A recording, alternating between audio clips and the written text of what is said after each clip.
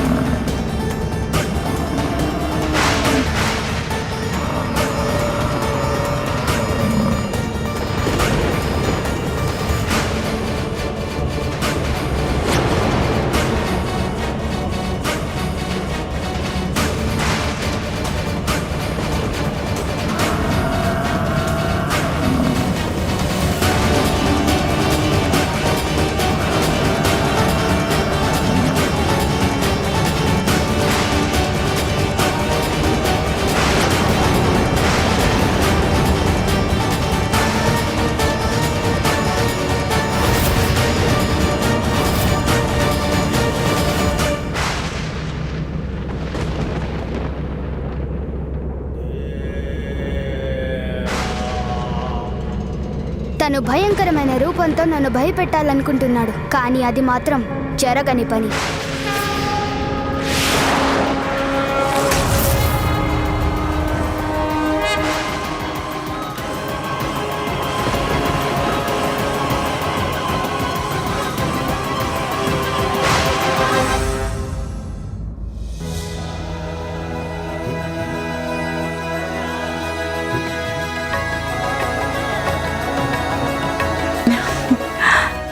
పుత్రుడికి బయట కాపలా కాసి కాసి ఆకలేస్తూ ఉండుంటుంది.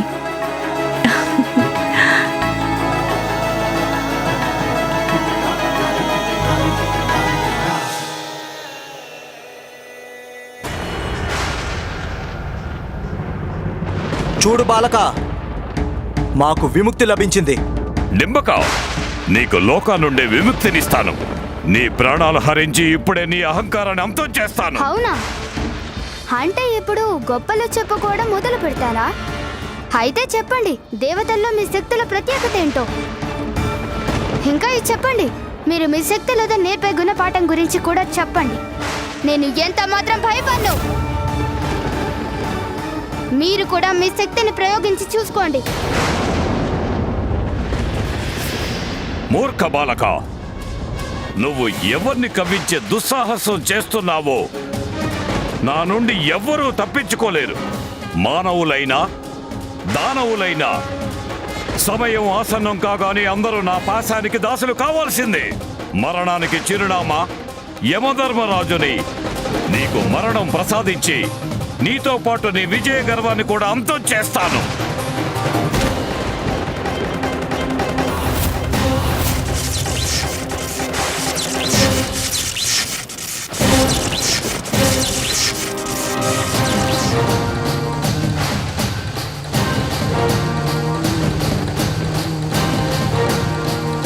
హరి తన శరీరం నుండి ఈ కీటకాలను ఉత్పన్నం చేసి నా మీదకి ప్రయోగిస్తున్నాడు.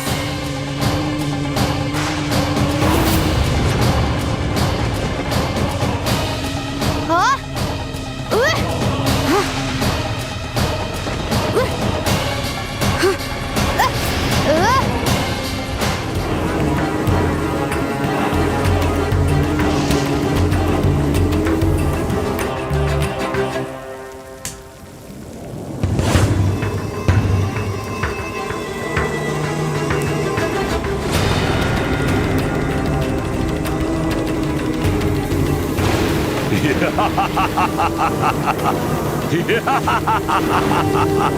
కీటకాల రోజులు నాకేమీ వినపడటం లేదు. నలువైపుల నుండి చుట్టుముట్టాయి నన్ను. ఇవెక్కడి నుంచి వచ్చాయి? ముందు వీటిని తరిమేయాలి.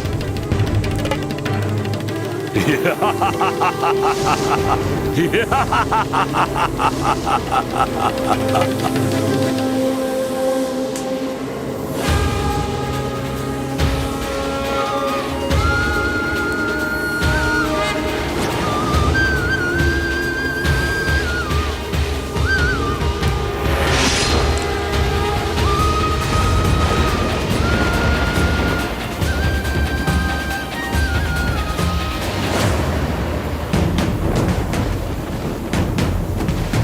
దివ్య ప్రకాశం ఎక్కడి నుంచి వచ్చింది?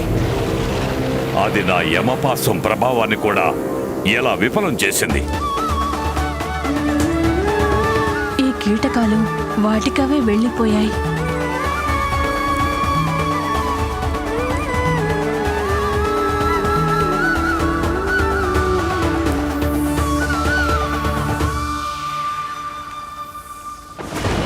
చాలు, ఇప్పుడు మృత్యువు కూడా పరాజయం పాలైంది.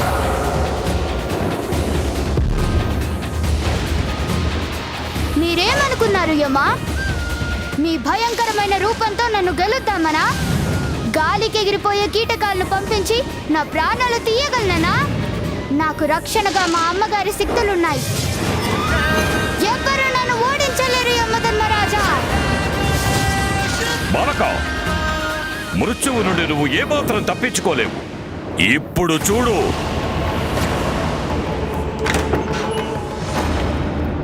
నారాయణ నారాయణ, పార్వతీమాత కుమారుడు కైలాసంలో ప్రళయం సృష్టిస్తున్నాడు ప్రభు. అది నాకు తెలుసు దేవర్షి నారద. అయినా ఈ పరిస్థితి ఎలా సంభవించింది దేవర్షి? ఏం చెప్పమంటారు ప్రభు? ఇదంతా శనిదేవుని కారణంగా జరిగింది. తను సారించాడు బాలుడిపై దృష్టి, తల తిరిగినట్టయింది సృష్టి. ఆ కారణంగానే బాలకుల్లో మొండితనం ఎంతగా పెరిగిందంటే అది అందరు దేవతలకి కూడా తల తిరిగేలా చేస్తుంది ప్రభు. అయినా దేవర్షి, ఆ శనిదేవుడు ఎక్కడికి వెళ్ళకూడదు కదా. తను కైలాసానికి ఎందుకు వెళ్ళాడు? అతడికి వెళ్ళాలనే ఆలోచన ఎక్కడి నుంచి వచ్చింది? సకల దేవలోకాలు ఆనందం పొందుతున్నాయి తనని చూసి. కేవలం తమరు మాత్రమే చూడకుండా ఉండిపోయారు శనిదేవా. చెప్పండి దేవర్షి, ఎందుకు మౌనం వహించారు? ఒకవేళ తన పుత్రుడికేదైనా ఆపద సంభవిస్తే పార్వతీదేవి క్రోధం మిన్నుమూడుతుంది. అదే జరిగితే ఆ మహాదేవుడికి కూడా తనని ఆపడం చాలా కష్టంగా మారుతుంది. ఒకవేళ తను మీరే కారణమని గ్రహిస్తే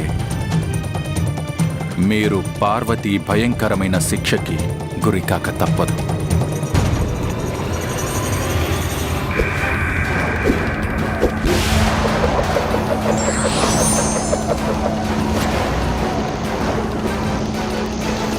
ఓరి మూర్ఖ బాలక, నా పాశాన్ని ప్రయోగిస్తే అది విఫలం కాదు.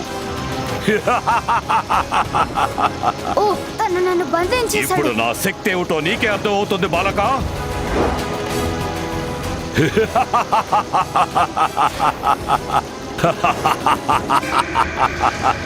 బాలక, ఇప్పుడు నీకు నా నరకాన్ని చూపిస్తాను, చూడు.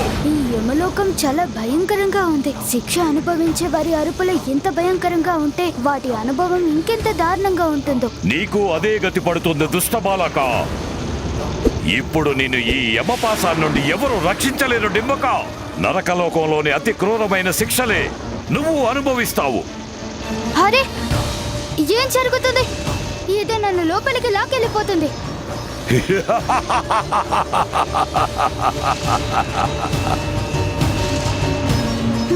నేను వెంటనే ఏదో ఒకటి చేయకపోతే ఈ యముడు నన్ను నరకలోకానికి లాక్కెళ్ళిపోతాడు. ఇతని పాసంలోంచి తప్పించుకొని పక్షిలాగా ఎగిరిపోవాలి. ఎంత భయంకరమైన పరిస్థితి! ఈ పసివాడు నరకలోక శిక్షలను తట్టుకోగలడా?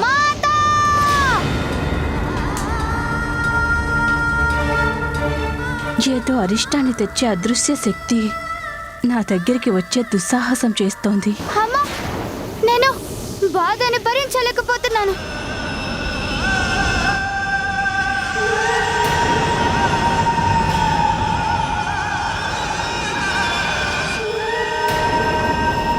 ఏదో దారుణమైన శక్తి ధూమకేతువులాగా కమ్ముకొస్తోంది.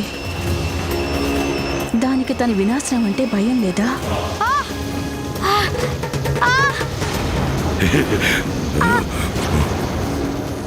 నువ్వేం భయపడదు మాత, నేను ద్వారాన్ని రక్షిస్తాను. నేను మిమ్మల్ని సేవించడానికే కదా వచ్చింది.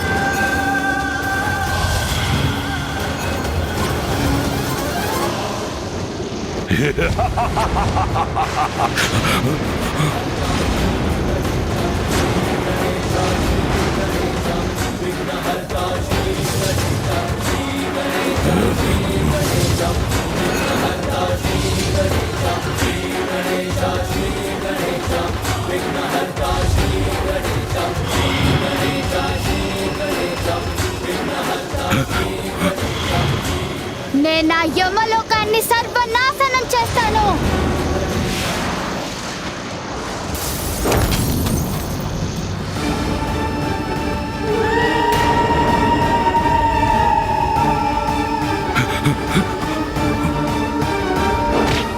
చూడండి యమధర్మరాజా, ఇప్పుడు మీకు కూడా అర్థమయ్యే ఉంటుంది, తమరు కూడా నన్ను అడ్డుకోలేరని. నా పాసాల నుండి తనేలా బయటపడ్డాడు?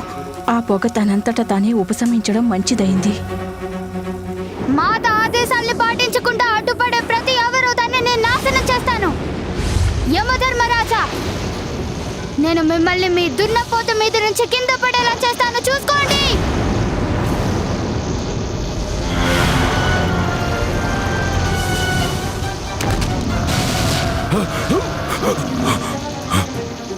ఈ తేజస్సు నన్ను కమ్ముకుంటోంది.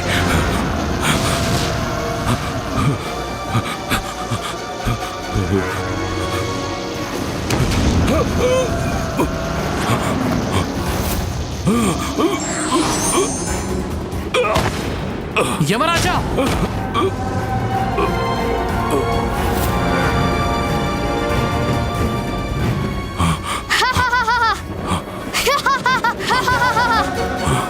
ఇదెలా సాధ్యమైంది? నేను యమధర్మరాజుని, అందరినీ పాశంతో బంధించేవాణ్ణి. కానీ ఈ బాలుడే నన్ను బంధించి ఓడించాడు. యముడంతటి వాణ్ణే ఓడించిన ఈ అసాధారణ బాలు నుండి మనల్ని రక్షించగలవారెవరు? ఇప్పుడు తన నుండి రక్షించడానికి వేరే ఏదైనా ఉపాయం ఆలోచించాలి. ఈ సమస్యకు ఒక్కటే పరిష్కారం సూర్యదేవ. మహాశివుడు ధ్యానంలో ఉన్నారు. అందువల్ల మనం విష్ణుమూర్తి బ్రహ్మలకు మొరపెట్టుకోవాలి. ఓ విష్ణుదేవా, ఓ బ్రహ్మదేవా, మమ్మల్ని రక్షించండి. ఈ బాలుడు మా దేవతల ప్రతిష్టను మట్టిలో కలిపేస్తున్నాడు. దయచేసి మమ్మల్ని రక్షించండి ప్రభు. మమ్మల్ని రక్షించండి.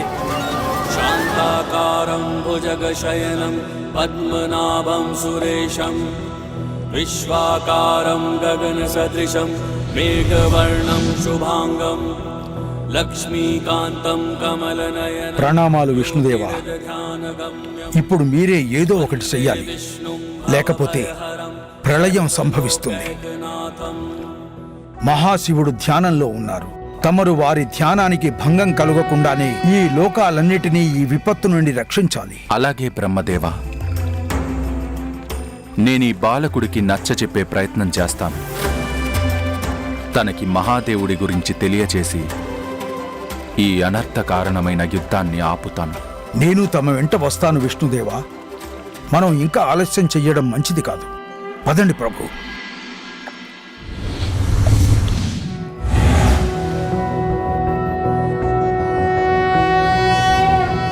నారాయణాయ సురమండనమండనాయ నారాయణాయ సకల స్థితి కారణాయ నారాయణాయ భవభీతి నివారణాయ నారాయణాయ ప్రభవాయ నమో నమస్తే. ఆహా, ఎంత అద్భుతమైన దృశ్యం! మీరు మిగిలిన వారికంటే భిన్నంగా కనిపిస్తున్నారు. ఎంత అపురూపమో! వీరెవరు?